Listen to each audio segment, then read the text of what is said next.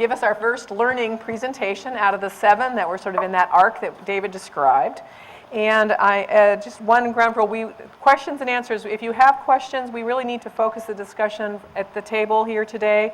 If you were in the audience and you have questions, can you write them down on your question form and make sure they get in the box over there for questions. But because there are so many of the task force members, we want to try to make sure they have the maximum opportunity within the limited time we have to be getting their comments and questions heard. But we really appreciate the phenomenal level of interest shown in this group's work. So thank you all again for being here today. Is there a question, sir?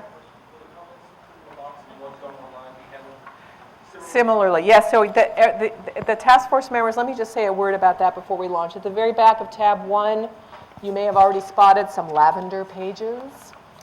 The lavender pages are going to be a recurring phenomenon in every meetings packet. And what this is it's a transcribed version of the comments that we've already received and suggestions from the city's website. So the comments that you leave here today in that box will be transcribed, and there'll be the list, this running list will be kept, and they'll get a new set of comments at the back of their meeting agendas, meeting packets at every meeting, so that they will see all the comments that you offer and all the questions and suggestions that you offer will be forwarded to the task force, assuming we can read your handwriting. So that's our plan. So thank you for asking that. And again, if you have questions about this presentation, I need to have just put those on the form as well. Ray Dr. Fenn's presentation, question is. And we want to leave the discussion here with the task force at the front. So thank you for that. I'm Robin Fenn. I'm the research manager at Snohomish County Human Services. And my name is Nate Marty. I'm the Homeless Management Information System Coordinator at Snohomish County.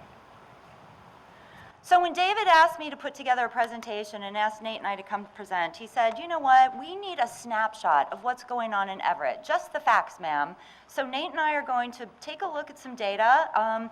It is a ton of data. It is a ton of numbers. And as you go through your packet, you will look at these slides and see all the charts and graphs. I promise you, Nate and I are not going to stand up here and read them all to you line by line. So. And this is really our first stab at thinking what would be useful for this committee. If there are things that, questions that you have, and we have the ability to pull the information, we'll come back and pull that for you. I need to start by saying, people think that data often happens in a vacuum, that Nate and I sit over there in Human Services and we press a button and ta-da, there's a pie chart or a bar graph or a nice table and a bunch of numbers. But this comes, all of these data, all of these elements come from collaboration. And as I'm sitting here looking around the table, whether it's with the Sheriff's Department, whether it's with local law enforcement, whether it's with fire, all of the service providers, the schools, the treatment agencies. So just so you know, while Nate and I are up here presenting these data are yours. And so thank you for giving the opportunity to us to work with you to pull this all together. So let's get started. Just a little bit about Everett. Who are we? Somebody said, well, you know, what's the population? You will notice as we go through these slides, some of them, there's room on the slides, so the source is at the bottom. Being a data geek, the last couple of slides list all the sources for all the information presented here. So if anybody needs to look stuff up, that's where you know how to find it. So somebody said, who are we? What's the population? What's the gender breakdown? The total population, and this is from 2012, the census data, was about just shy of 105,000 folks. So when you look at this, it's almost an even split of men and women. The median age in Everett, and this is specific to Everett, was 34 years old. And I broke out the very youngest group and then the older folks. And this is important to note that 15.6% of our folks in Everett in 2012 were 60 plus years. This population is going to grow and grow and grow. And this is really important when you start thinking about some of the stuff that Nate's going to be talking about, and when you think about what does our senior housing look like in the city of Everett. This is what families make in Everett. And again, a lot of numbers, and I'm not going to stand here and read this all to you, but what struck me is about 13% of our families, not individuals, but families in Everett, are making less than $15,000 a year. 25% just shy of 25%, a quarter of our families in Everett are making less than $25,000 a year. So when you start taking a look at rent, the median rent in Everett is $917 a month. Almost 78% of folks in Everett who rent are paying greater than $750 a month, and about 39% of people are paying more than $1,000 a month in rent. And I want you to keep this in mind as we think about what the incomes were. When you start taking a look at what proportion of a person's income is being spent on rent, what we find is almost 56% of people are spending more than 30% of their income on rent. Here's our unemployment rate. It's going down. This is good, but we're still at 5.8% as of May of this year. So in summary, just to summarize all those charts and graphs that we just looked at, the median rent in Everett is $917 a month. We have 2,841 families who are making approximately $1,200 a month. We have over 5,000 families who have an income less than almost $2,100 a month. We have close to 13,000 renters who are paying more than 30% of their income on rent, and our unemployment rate is currently at 5.8%. A lot of folks have asked, what about crime in Everett? What does that look like?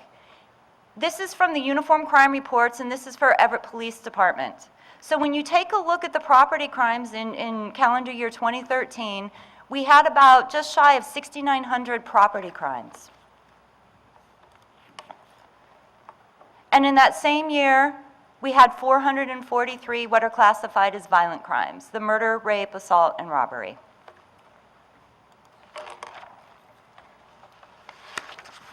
When you take a look at what we're booking into the Snohomish County Jail for the city of Everett, these statistics are just for Everett Police Department.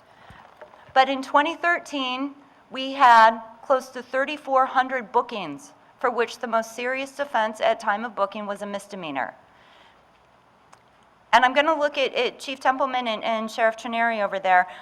When people get booked into the jail, oftentimes there's not just one offense. Am I correct? It's a series of offenses, or a pot of offenses, if you will, a stack of them. So this is 3,400 about, for which the most serious at the time of booking was a misdemeanor. We had just shy of 1,500 for which the most serious crime was a felony. We had a total of almost 4,900 bookings into the Snohomish County Jail in calendar year 2013 by the Everett Police Department. During that same time frame, Everett Police Department dropped off 193 individuals at our crisis triage center. So every year we conduct our annual homeless point in time count, and it provides us a snapshot of who's homeless in our community on any given day. Every county across America does the same thing around January. And one of the things that the PIT count does not do, and I'll just mention this right now, is it doesn't capture those that are cycling in and out of homelessness. So it's just a snapshot on one day of who's homeless. But it can provide us valuable information on the needs, the causes of homelessness, and what conditions people are living in. So since 2011, overall, we've experienced a decline in our point-in-time counts. That is also mirrored in the national data and our statewide data.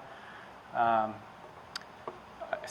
unsheltered count, in particular, you'll see has dropped by 35%, a decline. And that's also shows up in our national statistics of the point-in-time count and our statewide statistics. One of the things I want to point out here is our chronic homeless individuals has slightly declined over the years, and that chronic homelessness is defined as those that have been homeless for a long period of time and have a disabling condition. And by definition, they need to be homeless for a year or longer, or have multiple episodes over the course of 3 years. So with chronic homelessness, we have also seen declines statewide and national statistics will show that it's been in the decline. And right now there is a major push to end chronic homelessness by 2016. So we're seeing a lot of very differing resource allocation, changing what we've done in the past and pushing a lot of funding towards prioritizing housing for this population. A couple other things here. For unaccompanied youth, nationally, the numbers have gone down, but I wanted to point out we saw a spike this year, and we can't quite explain it, but we're anxious to sit down with Cassie at Cocoon House and figure out what's going on with the unaccompanied youth. In your handout, you'll also see Everett specifically broken out, and over the years, Everett has been about anywhere between 43 and 33% of our entire county unsheltered population, which mirrors larger cities across the nation. But what we do is we go out, we survey homeless individuals that are willing to be surveyed, and we ask them some questions. And 213 were surveyed in Everett. There was actually more that were surveyed in Everett, but we had to wind it down into those that met the definition of literally homeless or precariously housed. We have a local definition of, we want to capture those that are doubled up or couch surfing. But what I focused on for this presentation were those that were literally on the streets. And the majority of them, 132 were unsheltered. The majority of them were sleeping outside in tents, in encampments, on the streets. Less so in vehicles, cars, and in abandoned buildings.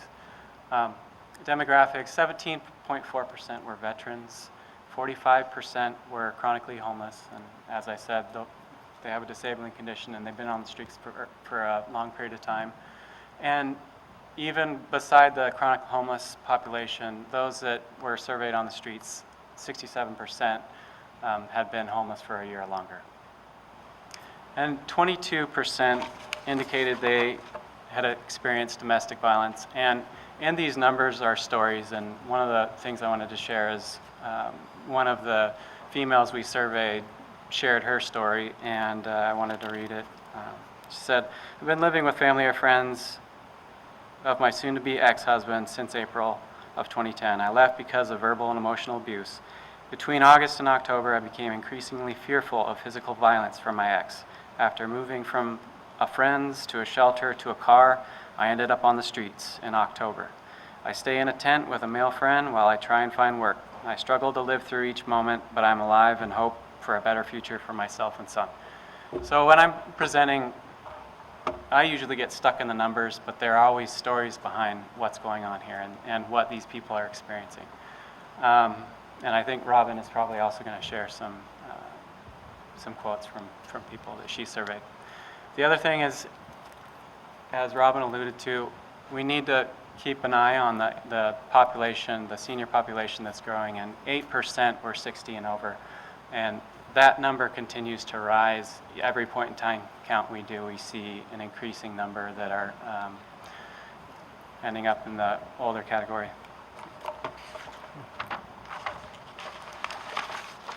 And top conditions identified. This is something we see year after year.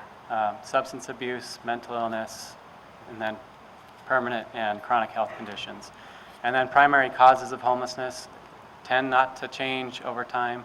We see drug and alcohol use. Job loss has always been up there. And then family crisis, breakup, mental illness. And this same table, you're probably going to see a very similar table from what Robin's going to present in some of the surveys that she's done. This information presented on this slide is for the Everett School District. When you take a look at this, you can see that in academic year 2012 to 2013, there were 942 students identified in the Everett School District as being homeless. And when I did the math, I sat there and I thought, you figure a classroom is about 25 kids. And then I sat there and I divided that out, and I thought, what would it be like to go in and see 38 classrooms where every child in those classrooms was considered homeless? So you can also see that 5% of the enrollment was homeless in academic year 2012-2013, and it was 2.5% in academic year 2007-2008. When you look at this slide, this shows the kind of living condition that these children who have been identified as homeless, where they're staying. And what struck me is in the most recent academic year, 10% of these students were considered to be unsheltered. Unsheltered means living on the streets, living in cars, living in abandoned buildings, living under the bridge, living at the bus station, living in these kinds of places. And so when you look at about 92 students in the Everett School District last year were living on the streets, I found myself thinking, now imagine going in and seeing 4 classrooms where every single student in there literally has been on the streets in an abandoned building, living in a car the night before they came into school. So Nate's going to talk a little bit about, well, what do we have in the community then that we can offer? So it was mentioned earlier that Ken Stark will come in later and talk about the total package of services, and there are quite a few. What I'm focusing on here is what is our homeless housing in Everett, and what does it look like? So you can see between emergency shelter, and for those of you that might not live and die on these definitions, I'll just explain them really quick. Shelter typically provides shelter up to 90 days. Transitional housing provides temporary housing for up to 24 months, and it usually comes with a lot of supportive services. And project-based voucher housing, that's housing in our community that's supported with housing authority vouchers. And most of that is geared for families. And again, this information is really geared towards Everett. We have a lot additional capacity that's outside of the city of Everett. And then permanent supportive housing. These are really scattered site units throughout the county, but they're available to Everett. So if you add these up, it's really not that much capacity, given the fact of how many people are living in their cars on the streets. But it's what we have to work with right now. In addition to this, there are other services that I'm sure Ken will go through, whether it's legal services, child care, chemical dependency, mental health. But I'm going to focus on this housing capacity. So before I was talking about that snapshot data, the point-in-time count, now I'll talk about who's coming through our shelters and transitional housing programs. And I focused on shelter and transitional housing because households are still defined as homelessness while they're in those programs. Once they make it to permanent housing, they're no longer considered homeless. So these graphs are all color-coded by household type. Green would be unaccompanied youth, and you'll see there were 202 unaccompanied youth served throughout the year.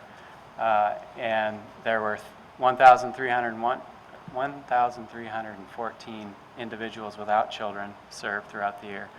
And I'll just say that over 1,000 of those were served by the men's mission. That's the majority of that population right there. And then 155 families with children. Now, this is just part of our capacity. I mean, some of you who work with families are probably wondering where your families are showing up in here. They're not. In addition to these numbers, an additional 36 unaccompanied youth were served throughout the year in other county programs, not in Everett. 1,738 households without children were served in other programs, and 862 other families with children were served in other programs, other program types, and other programs outside the city of Everett, excuse me. And when I say other types of programs, I'm talking about rental assistance programs that's offered for homeless households, project-based vouchers, and permanent supportive housing, which would be long-term indefinite housing for those with disabling conditions. What I just wanted to show about this, I think in the handouts I put our splits of what our average household sizes are. You can see for families it's a little over 3, but what I wanted to talk about here is even though the average is 3, many of our providers, they struggle with serving larger families, and finding housing for larger families can be very difficult. And there are many examples of families in excess of 8+ members And finding housing for those larger families is extremely difficult. These are the age breakouts of those in shelter and transitional housing. And one thing that I wanted to point out here is 24% of those are under the age of 17, and 41% of those are unaccompanied youth. This one might be a little difficult to read, but what you'll notice here is there's a lot of blue up on the screen. What the blue represents, these are heads of households coming through shelter and transitional housing, are female heads of households. And 60% of the families coming through shelter and transitional housing are single females with children. And then as Robin was showing the average median rent and the average income per household, this is what our families and individuals looked like when they came into shelter and transitional housing and as they exited. And as you can see, exiting transitional with $873 per month for a family is not going to afford them much housing in Snohomish County.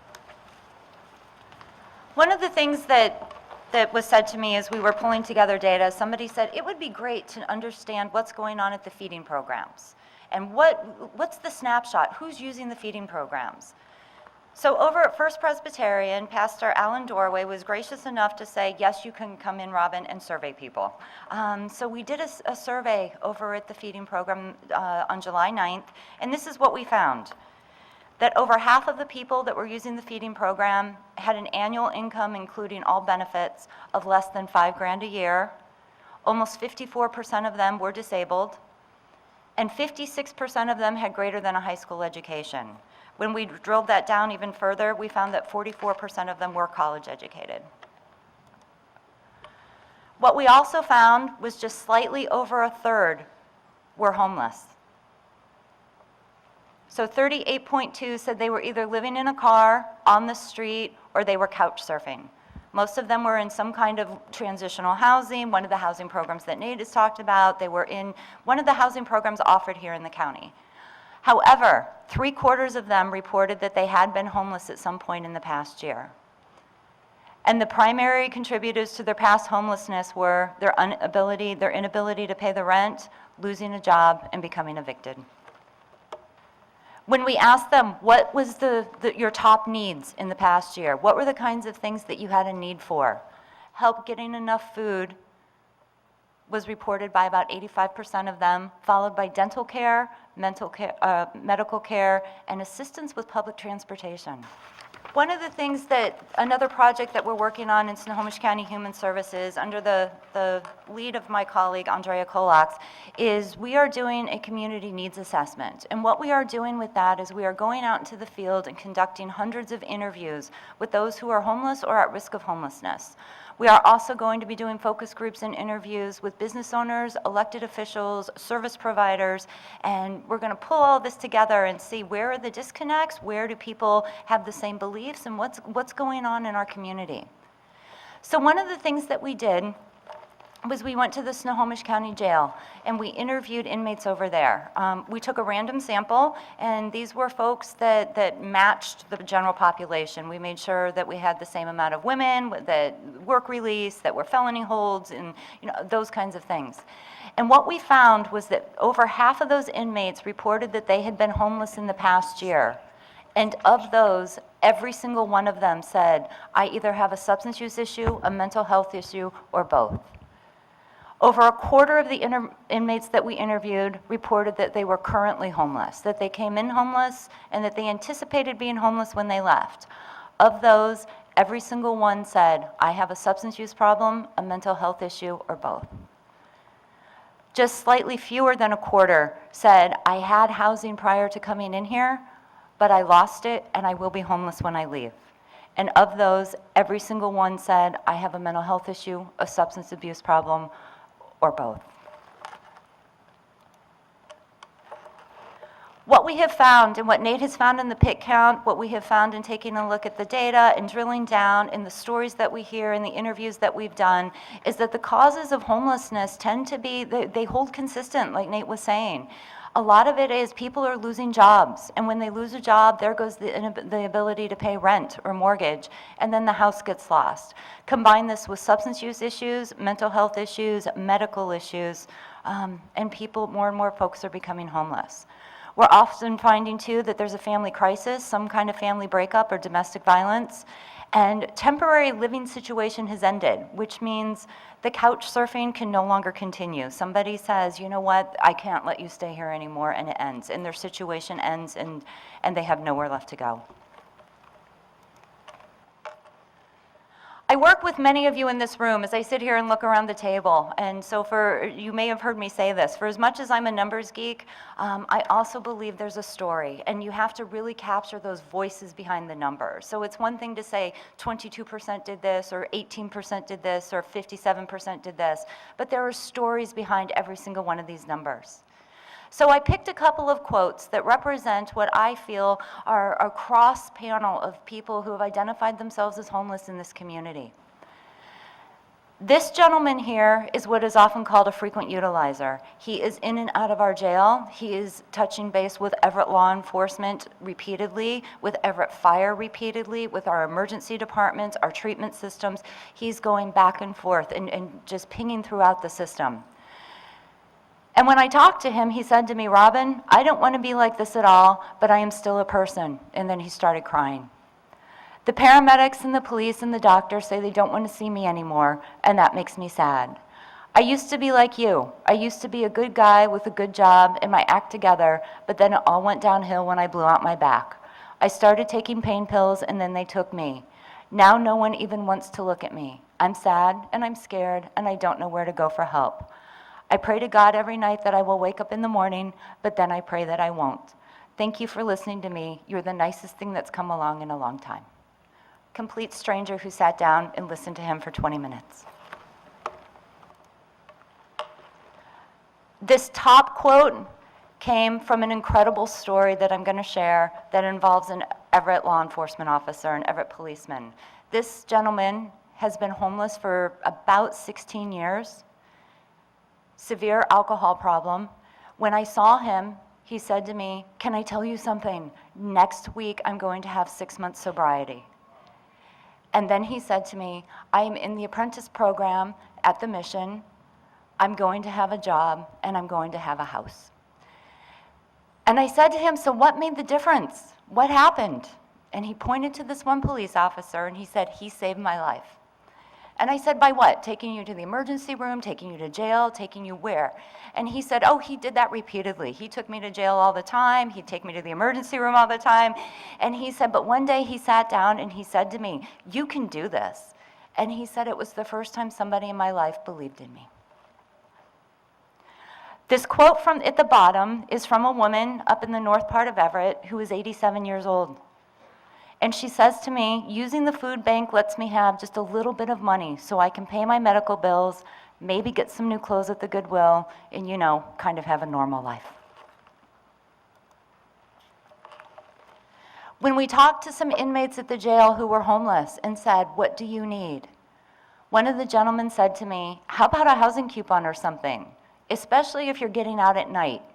But, Robin, you got to make it only for like a day or two, or else the dope boys will take advantage of them, then set up shop and start dealing out of the place. But, just a couple of nights would be good, just to help you get situated and get some stuff figured out. We ran into, in conducting our interviews, many people who were highly educated and held very high jobs in the community.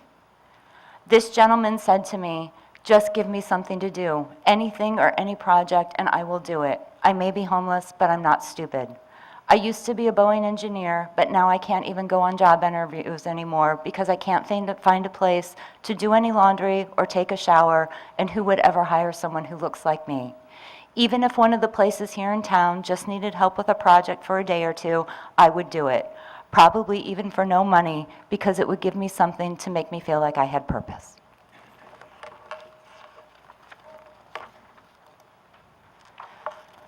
What questions do you have for Nate and I? I think it's a mix of those. The method is really not that scientific. It is mainly a snapshot. And one of the things that is hard to quantify is whether homelessness is going up or not. One of the things that I see in the data is we are serving more people every year, which would mean to me homelessness is going up. the numbers that are coming through shelters and transitional housing and all of our housing portfolio, those numbers are going up. I think we're becoming more efficient at serving them and increasing our capacity through maybe shortening lengths of stay in shelter and transitional. We've also changed some of our allocations so more money is prioritized for those that are literally homeless.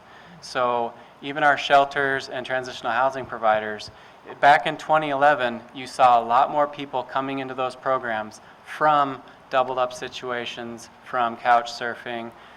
Now you're seeing a much higher percentage of people that are coming from the streets. So a lot of the programs are targeting their resources for those that are on the streets. And so I think that the numbers in terms of who we're serving, they continue to go up every year. I wanted to add that some of this doesn't capture some of the problem too, because our alcohol and drug program is a 6-month program. And by the nature of going into a 6-month alcohol and drug program, you're not considered homeless.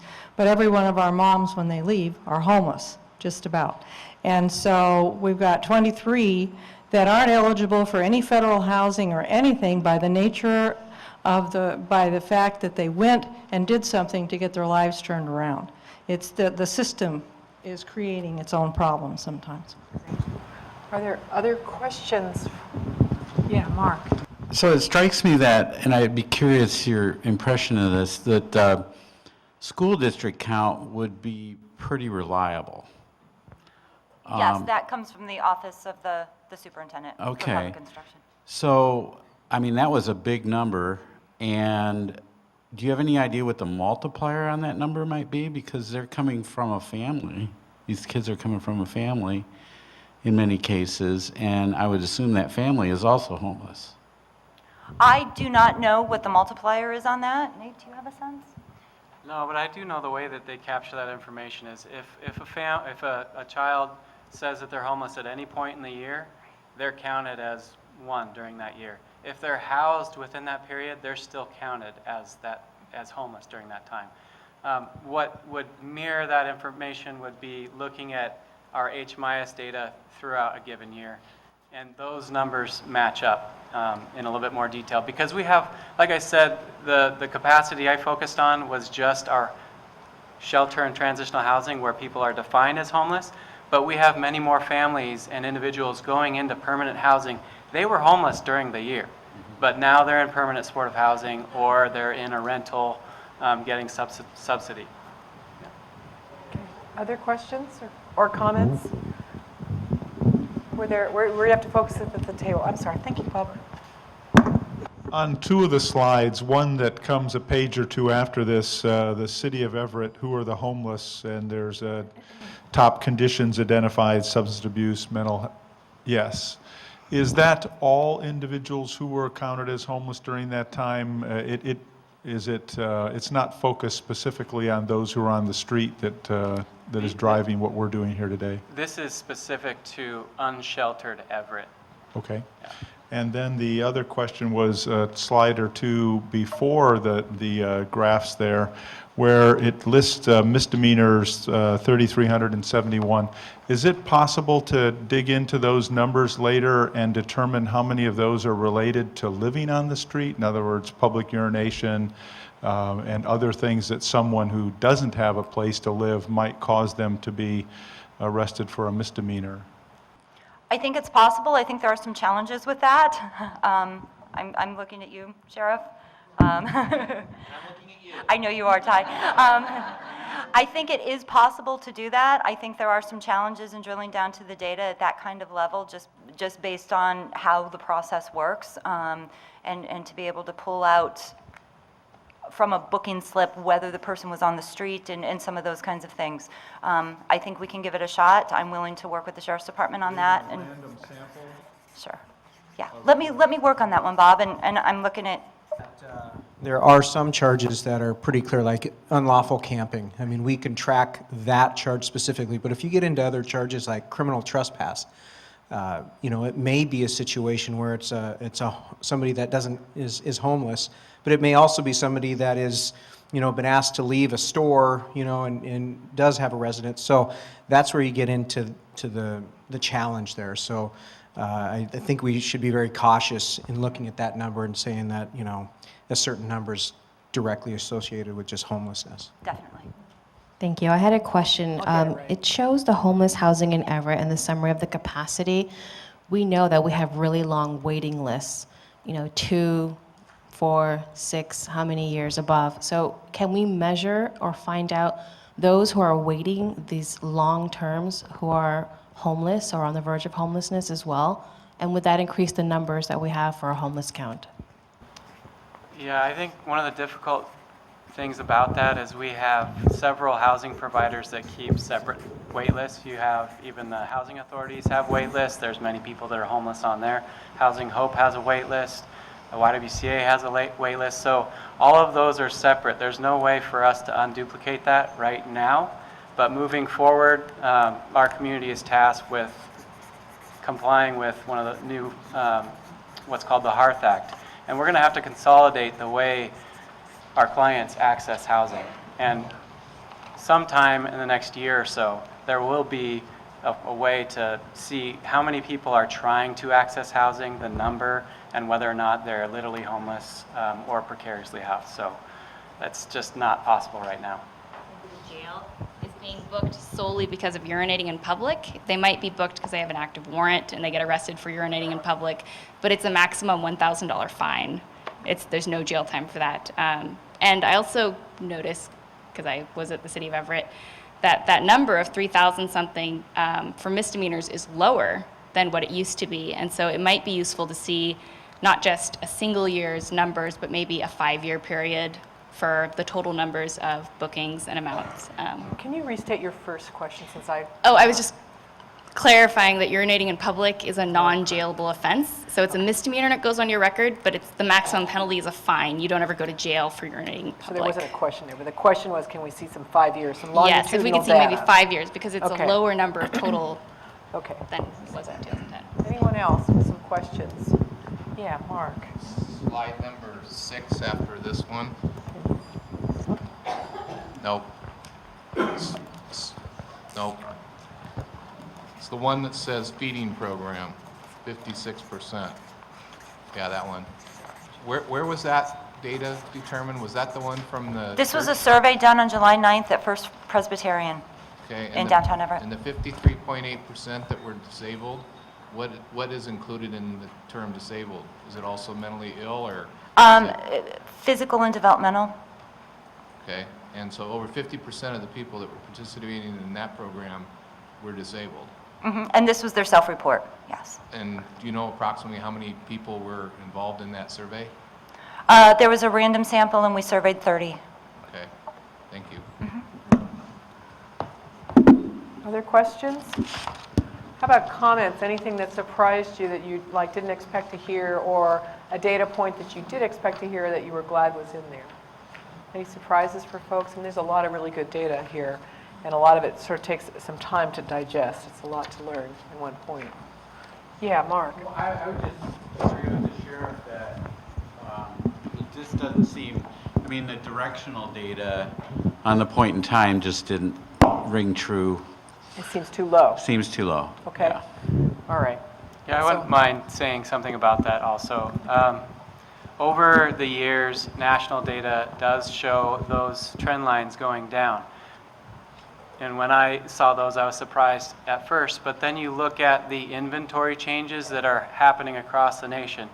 More people are using funds for permanent housing, and you're seeing less inventory around shelter and transitional housing, and more for permanent housing. So when you do a point-in-time count, as that inventory changes, there are less people in those sheltered units. And we count all the people in shelter and transitional housing. So as that inventory gets more balanced towards permanent housing, there are less people on that snapshot that are showing up as homeless. And that's what I have found. Good question. Good point. Others? Cynthia.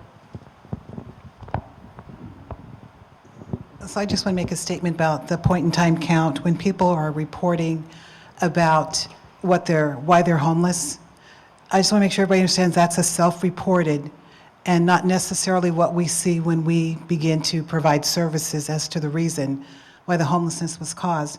And also because I think that men seem to be the majority of the folks who people are referring to as being an issue in our community. I'd love to see it broken down between what is the percentage of chronically homeless that are men, because I do think they're underserved. And so it looks like it's just across the board. So when you throw in families and men and women, sometimes you don't get the impact of that. We need to have services increase for the male population. Good point. Others? Okay. So, thank you very much, Dr. Fenn and Marty. I really appreciate that. And we may have you come back with some of the answers to these questions here that were raised today at a point that you feel that you can actually gather the data. That would be great.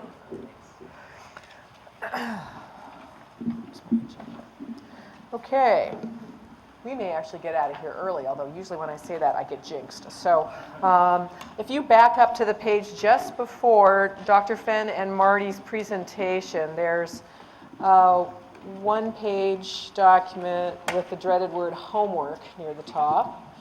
And it looks kind of like this. It's just right before the PowerPoint presentation, and you're behind tab 1, behind the agenda. Everybody find that? And I'm going to email this document to you all tomorrow. Everybody found it? Anybody not found it? Need some assistance? So this is to try to get a sort of a rough snapshot of some of the issues of concern that you all have. And so from all your different perspectives and all of your different experiences, what are some of the concerns that you have about the street level social issues in the city's commercial areas? So I put some examples down there. This is going to come to you as a Word document. Is there anybody here that doesn't have access to or comfort level using like a Word document and typing stuff in it? Because if not, we can make some other accommodations for you. But this will come to you as a document. Just type in your thoughts here. The more brief you are, the more likely it is your comment will be read. But what I will do is I will take all of your comments and collate them thematically, and we'll present them back to the whole group without attribution. So there's 2 questions, as you can see. Just put in your thoughts under question 1. The second question being what you think some of the underlying causes of these issues might be. So we're trying to focus again at what is the situation on the ground, why is it happening, before we move off to the solutions. But if you could just give us, we're not saying that you all have the answers to everything or know all the reasons that this is going on, but give us your impressions and share with us what you think. Maybe a lot of what you heard from the presentation today makes a lot of sense in explaining some of the causes. You know, I lost a job, domestic abuse, or other things. Just whatever you think is going on that makes sense to you is explaining what some of these situations are. And again, it doesn't have to be pages and pages. You know, just take 10 minutes, take 15 minutes, give it your best thought, jot it down, send it back to me by email. I'm asking for it by next Friday, the 1st, so you'll have a week. I will collate it and we'll bring it back to you, and I will let you know what sort of themes I see in common themes in sort of the information that you get back. So it's a baseline start to our next conversation next week about the vision for Everett's downtown commercial areas. What are the plans that the city has? You know, what's on the books? What's really happening? And everybody can sort of talk about what their experience of downtown Everett and the other commercial areas, what's going on there, and really understand that situation from the perspective of you who are living and working and visiting those areas. Does anyone have any questions about this? If I don't hear from you, I will probably ping you by email and remind you to send this to me. Because the more information we get, the better picture we have of the range of interests and thoughts that people have. We may ask more homework later, but this is just a starter set. So thank you in advance for doing this.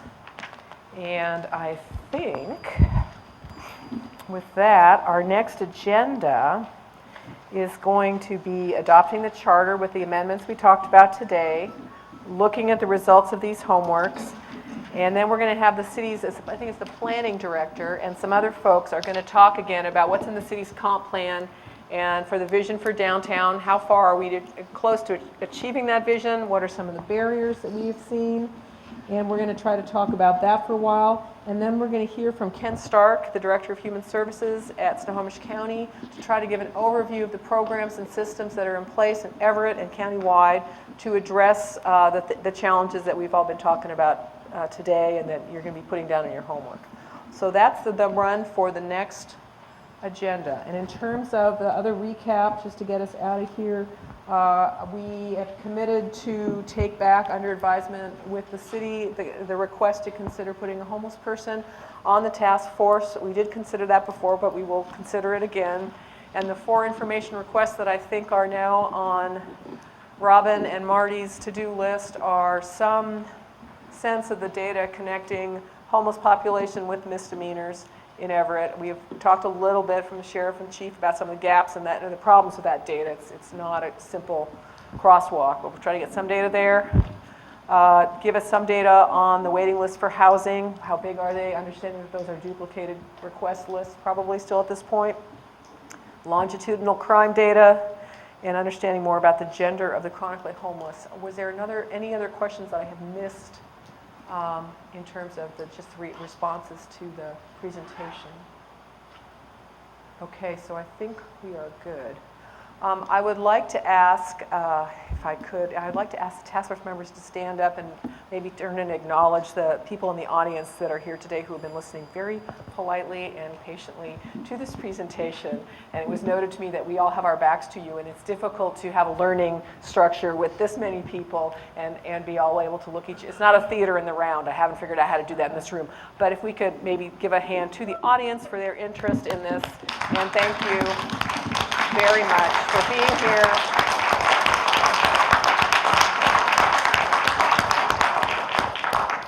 Thank you, I appreciate that. So we're actually going to let you go now and go back to your regular lives like butterflies, you're free. And thank you very much for coming and for your attention today, and we will see you in 2 weeks, same time, same channel, same location. If you have any questions or concerns in the meantime, track me down. Check the website if you want to see more of the materials that we shared today. They should be posted on the website post haste. Thank you very much, folks. We're adjourned.